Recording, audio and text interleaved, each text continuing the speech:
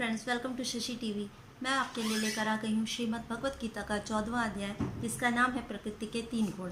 तो चलिए बिना विलंब इसे प्रारंभ करते हैं।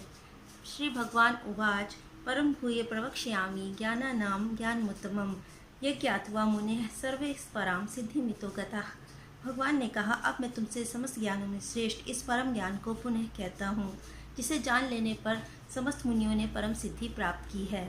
इदं ज्ञानमुपाश्रित्य मम साधर्म्यमागता सर्गे अपि नोपजायन्ते प्रलये न व्यथन्ति च। इस ज्ञान में स्थिर होकर मनुष्य मेरे जैसी दिव्य प्रकृति को प्राप्त कर सकता है। इस प्रकार स्थित हो जाने पर न तो वह सृष्टि के समय उत्पन्न होता है और न प्रलय के समय विचलित होता है। ओम योनिः महत् ब्रह्म तस्मिन् गर्भं दधामि अहम संभव सर्वभूतानां तद्भवति भारता। हे भरतपुत्र, ब्रह्म नामक समग्र भौतिक वस्तु जन्म का स्रोत है और मैं इसी ब्रह्म को गर्भस्थ करता हूँ, जिससे समस्त जीवों का जन्म संभव होता है। सर्वयोनिषु कौन्तेय मूर्तयः संभवन्ति या तासाम ब्रह्म महत योनि अहम बीज प्रदः पिता। हे कुंती पुत्र, तुम यह समझ लो कि समस्त प्रकार की जीव योनियाँ इस भौतिक प्रकृति में जन्म द्वारा संभव हैं और मैं उनका बीज प्रदाता पिता हूँ। सत्वम रजस्तम इति गुणा प्रकृति संभवा निबंधन्ति महाबाहो देहे देहिन्मव्ययम्। भौतिक प्रकृति 3 गुणों से युक्त है। ये हैं सतो, रजो तथा तमोगुण। हे महाबाहु अर्जुन, जब शाश्वत जीव प्रकृति के संसर्ग में आता है तो वह इन गुणों से बंध जाता है। तत्र सत्वं निर्मलत्वात् प्रकाशकम् अनामयम् सुख संगेन बध्नाति ज्ञान संगेन च अनघ।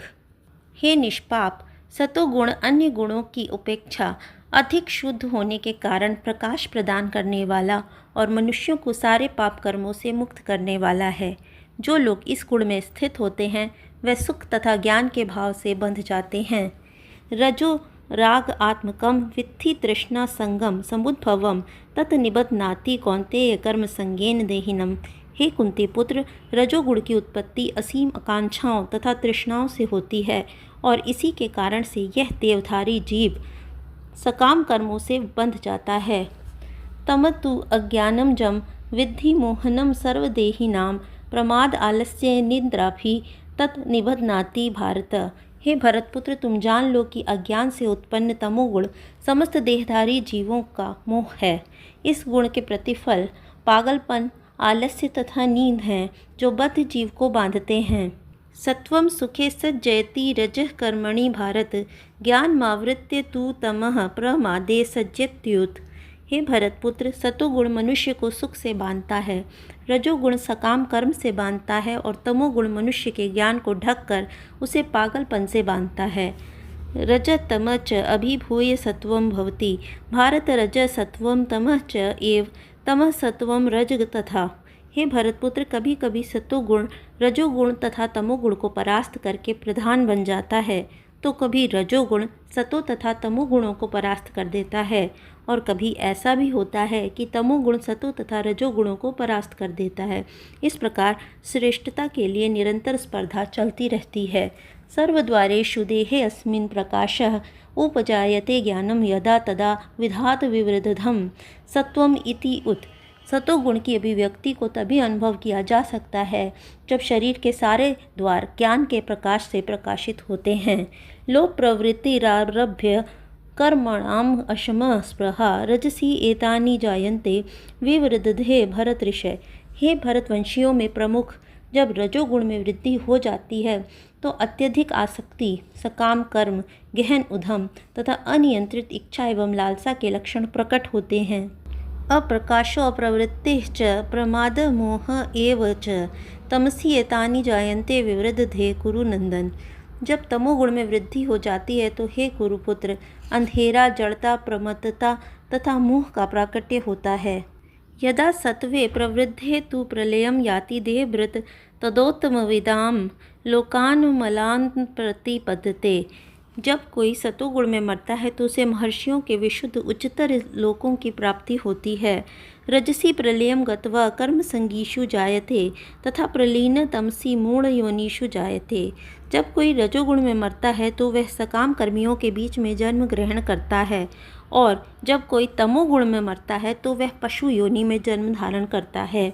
कर्मणः सुकृतस्य आहु सात्विकम निर्मलम फलम रजस तु फलम दुखम अज्ञानम तमस फलम। पुण्य कर्म का फल शुद्ध होता है और सात्विक कहलाता है, लेकिन रजोगुण में संपन्न कर्म का फल दुख होता है और तमोगुण में किए गए कर्म मूर्खता में प्रतिफलित होते हैं। सत्वात् सज्जायते ज्ञानम रजस लोभ एव च प्रमाद मोहो तमस भवत अज्ञानम एव च। सतोगुण से वास्तविक ज्ञान उत्पन्न होता है, रजोगुण से लोभ उत्पन्न होता है और तमोगुण से अज्ञान, प्रमाद और मोह उत्पन्न होते हैं। ऊर्ध्वं गच्छन्ति सत्वस्था मध्ये तिष्ठन्ति राजसा जघन्य गुणवृत्तिस्था अध गच्छन्ति तामसा। सतोगुणी व्यक्ति क्रमशः उच्च लोकों को ऊपर जाते हैं, रजोगुणी इसी पृथ्वी लोक में रह जाते हैं और जो अत्यंत गर्हित तमोगुण में स्थित हैं वे नीचे नरक लोकों को जाते हैं। नान्यम गुणेभ्य कर्तारम यदा दृष्टानुपश्यति गुणोभ्यश्च परम वेत्ति मद्भावम सो अधिगच्छति। जब कोई यह अच्छी तरह जान लेता है कि समस्त कार्यों में प्रकृति के तीनों गुणों के अतिरिक्त अन्य कोई कर्ता नहीं है, और जब वह परमेश्वर को जान लेता है जो इन तीनों गुणों से परे हैं, तो वह मेरे दिव्य स्वभाव को प्राप्त होता है। गुणानेतान अतीत्य त्रीन देहि देह समृद्धवान जन्म मृत्यु जरा दुखे विमुक्त अमृतम अश्नुते।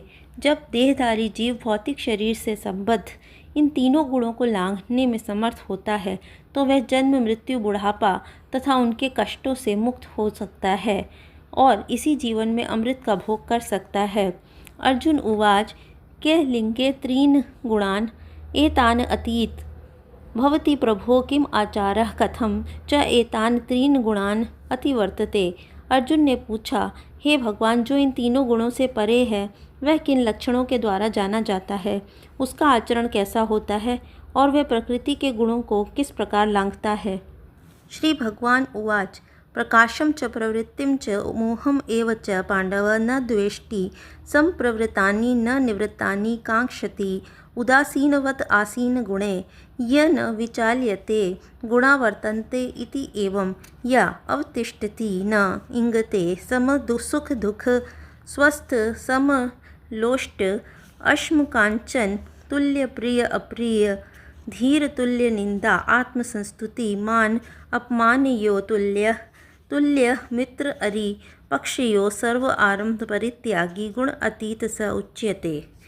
भगवान ने कहा, हे पांडुपुत्र, जो प्रकाश, आसक्ति तथा मोह के उपस्थित होने पर ना तो उनसे घृणा करता है और न लुप्त हो जाने पर इनकी इच्छा करता है, जो भौतिक गुणों की इन समस्त प्रतिक्रियाओं को से निश्चल तथा अविचलित रहता है और यह जानकर कि केवल गुण ही क्रियाशील हैं, उदासीन तथा दिव्य बना रहता है, जो अपने आप में स्थित है और सुख तथा दुख को एक समान मानता है, जो मिट्टी के ढेले, पत्थर एवं स्वर्ण के टुकड़े को समान दृष्टि से देखता है, जो अनुकूल तथा प्रतिकूल के प्रति समान बना रहता है, जो धीर है और प्रशंसा तथा बुराई, मान तथा अपमान में समान भाव से रहता है, जो शत्रु तथा मित्र के साथ समान व्यवहार करता है और जिसने सारे भौतिक कार्यों का परित्याग कर दिया है, ऐसे व्यक्ति को प्रकृति के गुणों से अतीत कहते हैं। माम च यह अव्यभिचारेण भक्ति योगेन सेवते सह गुणान समित्य एतान ब्रह्म भूयाय कल्पते। जो समस्त परिस्थितियों में अविचलित भाव से पूर्ण भक्ति में प्रवृत्त होता है वह तुरंत ही प्रकृति के गुणों को लांघ जाता है और इस प्रकार ब्रह्म के स्तर तक पहुंच जाता है। ब्रह्मण ही प्रतिष्ठा अहम अमृतस्य अव्ययस्य च शाश्वतस्य च धर्मस्य सुखस्य एकांतिकस्य च। और मैं ही उस निराकार ब्रह्म का आश्रय हूँ जो अमर्त्य, अविनाशी तथा शाश्वत है और चरम सुख का स्वाभाविक पद है। इसी के साथ ही हमारा 14वां अध्याय यहीं समाप्त होता है।